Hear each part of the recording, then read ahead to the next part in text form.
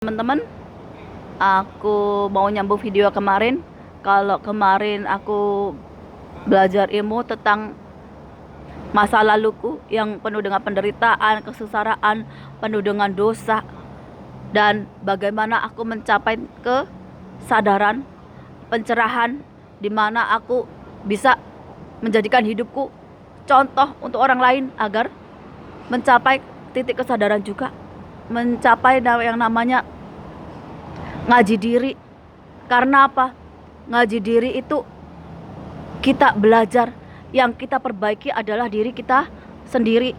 Dan hari ini aku dapat petunjuknya, isyaratnya, bahwa aku itu dari kecil sampai sekarang ini 40 tahun ini, aku berdoa sama Tuhan itu, aku cuma minta kebahagiaan sama cinta tanpa syarat dari orang-orang di sekitarku, pasangan yang aku ibaratnya dari dulu pengen punya keluarga bahagia, punya laki-laki yang mencintaiku dengan tulus.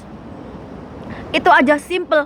Orang yang mau menerima masa laluku, aku itu simple, gak minta mobil mewah, rumah megah atau apa, enggak. Aku doanya seperti itu. Ternyata doa itu mujarab. Ternyata apa? Ternyata itu yang membawa aku ke titik pencerahan. Karena apa?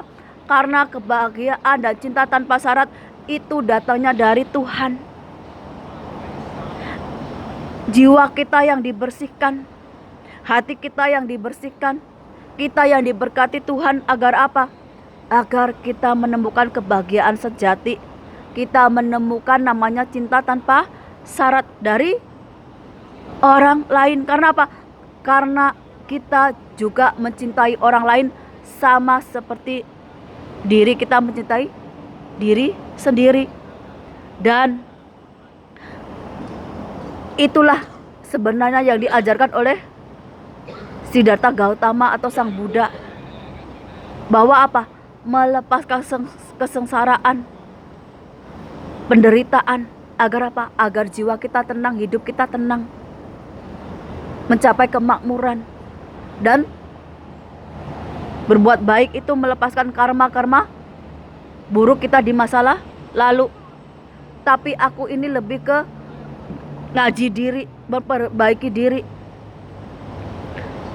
Aku bisa jadi seorang biksu atau pendeta, tapi karena aku gak tinggal di gereja atau wihara kelenteng, ini pelajarannya sama.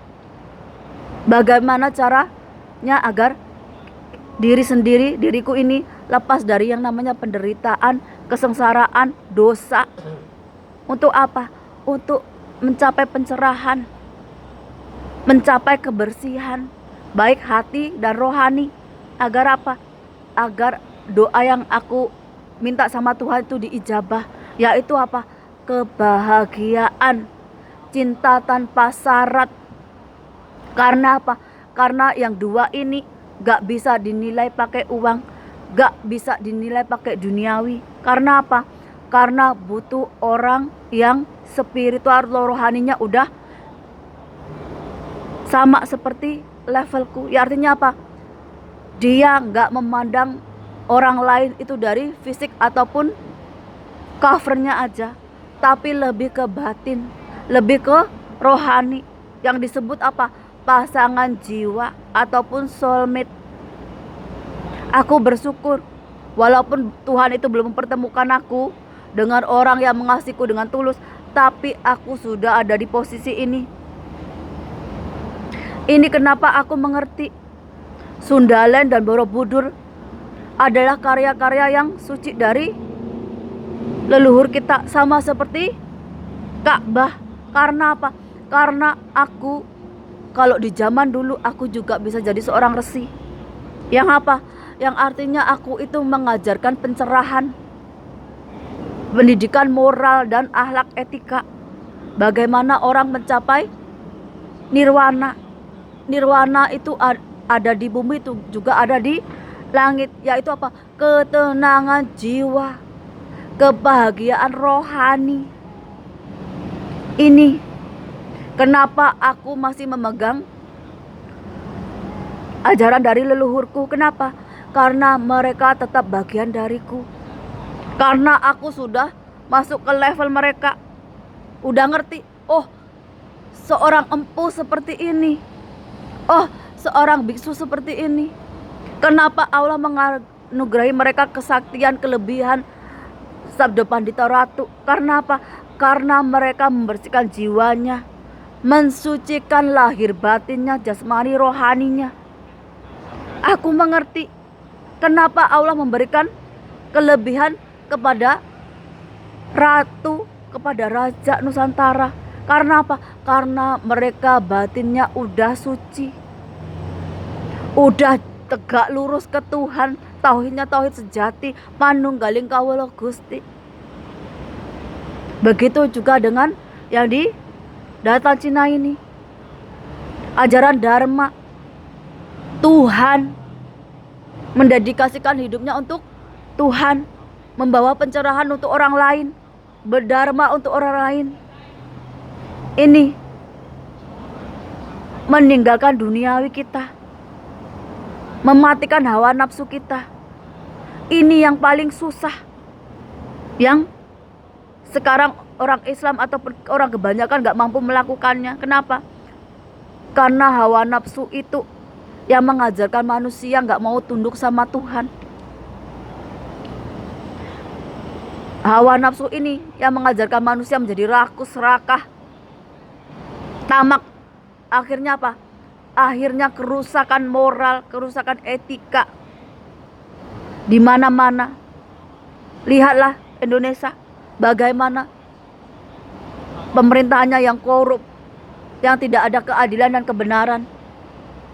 Bagaimana mereka itu saling berperang sesama sendiri, entah karena beda agama, beda politik. Ini yang namanya kacaunya dunia, kegelapan di dunia ini. Karena apa? Ya karena itu manusia gak bisa mengendalikan hawa nafsunya. Sedangkan hawa nafsu itu gak mau tunduk sama Tuhan. Yang bisa menundukkan, mengendalikan hawa nafsu kita itu siapa? Diri kita ini. Karena aku mengalaminya sendiri. Bagaimana aku harus mati-matian berjuang, melepaskan yang namanya kesengsaraan, penderitaan, untuk mencapai pencerahan, untuk mencapai titik ini. Ini anugerah Tuhan yang paling mulia. Derajatku dinaikkan. Bahwa apa? Bahwa aku bisa lepas yang dari namanya penderitaan, kesengsaraan, dosa. Sampai apa? Sampai sekarang aku sadar sesadar-sadarnya bahwa yang aku lakukan dulu salah, yang hanya membawa penderitaan dan kesengsaraan. Ternyata dengan memperbaiki diri, ngaji diri, bisa mendapatkan ketenangan jiwa, bisa mendapatkan pencerahan yang bisa membawa kebaikan untuk orang lain. Tapi enggak sampai di situ. Ternyata batinku bergejolak. Bahwa ketika aku melihat banyak kerusakan moral, ketidakadilan, ketidakbenaran, jiwaku berontak. Aku enggak mau cukup ini. Karena apa? Karena aku mewarisi dari leluhurku yang berkeyakinan sama Tuhan, bahwa dimanapun tanah yang dipijak harus mampu berdiri di jalan yang benar, menegakkan kebenaran dan keadilan. Itu ajaran leluhurku Nusantara. Bagaimana bisa menjadi raja ataupun ratu yang diberkahi Tuhan, yang membawa rahmat untuk rakyatnya. Sedangkan dari daratan Cina ini, bagaimana aku mendharmakan ilmu pencerahan yang aku udah dapat. Agar apa? Agar orang lain atau rakyatku atau orang manapun bisa lepas dari yang namanya belenggu nafsu. Karena nafsu itu yang akan membawa sengsara, penderitaan, yang membawa kita ke jalan neraka. Ini gak ada orang yang mengumbar hawa nafsu itu berujung dengan kebahagiaan? Gak ada. Kenapa banyak sekarang itu orang yang bercerai? Karena gak mampu mengadakan hawa nafsunya, yang tidak mau hidup susah. Kenapa aku itu gak setuju dengan TKI TKW yang ke luar negeri? Karena banyak rumah tangga yang hancur berantakan karena berpisah satu sama lain. Anak-anak yang kurang kasih sayang, yang akhirnya berujung apa? Dengan kriminal, dengan hal-hal buruk lainnya. Ternyata manunggaling kawah Gusti sama dengan ajaran tahu agung, tahu besar. Yaitu apa? Mengaplikasikan Tuhan di dalam kehidupan kita ini. Agar apa? Agar kita ini mampu memperbaiki diri. Kalau kita udah memperbaiki diri, membersihkan diri sendiri, kita akan mencapai titik kesadaran, kesampurnan. Ibaratnya kapan aja kita mati itu udah siap. Ini berkah dari doaku selama 40 tahun, yang aku itu cuman minta kebahagiaan dan cinta yang tulus atau cinta tanpa syarat, yang akhirnya aku membawaku ke sini, ke titik ini. Aku bisa jadi seorang mentor, aku bisa jadi seorang spiritual, ngajarin orang lain tentang pencerahan, gak kira dari agama manapun. Karena apa? Karena aku memahami sudah sampai tingkatan sendiri-sendiri. Jadi kenapa aku gak mau ribut dengan agama yang berbeda? Karena aku sudah memegang kunci dari setiap agama itu sendiri. Artinya apa? Keyakinan kita sama Tuhan itu antara diri kita pribadi dengan Tuhan. Dan kita hidup di dunia ini, kita punya aturannya, yaitu hukum alam. Di ajaran Buddha ini yang percaya dengan takdir dan karma. Hindu ataupun keyakinan mengajarkan kita itu selaras dengan alam semesta. Bagaimana kita bisa memayu hayuning bawono. Ilmu mengenai Tuhan itu hanya bisa dicapai dengan ketulusan hati, hati yang bersih. Karena apa?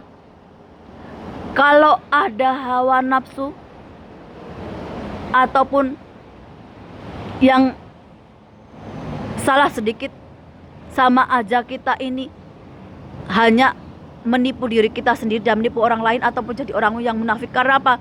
Karena Tuhan itu maha suci. Sebelum kita mengenal Tuhan secara jasmani dan rohani, kita bersihkan dulu diri kita, kita sucikan dulu diri kita. Agar apa?